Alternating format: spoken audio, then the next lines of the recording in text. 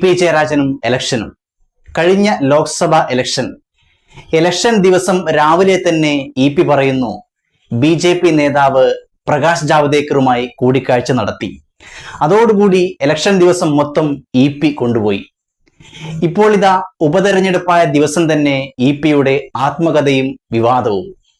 ആദ്യം പിയുടെ ആത്മകഥയെക്കുറിച്ച് പുറത്തുവിടുന്നത് DC books അവരുടെ ഇൻസ്റ്റാ പേജിലാണ്. അതിനുശേഷം 24 ഇത് ന്യൂസാക്കുന്നു. അതിനുശേഷം റിപ്പോർട്ടർ TV ഇത് ന്യൂസാക്കുന്നു.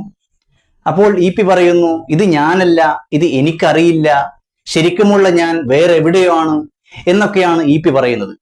അപ്പോഴും മറുവശത്ത് DC ബുക്സ് ആണ്.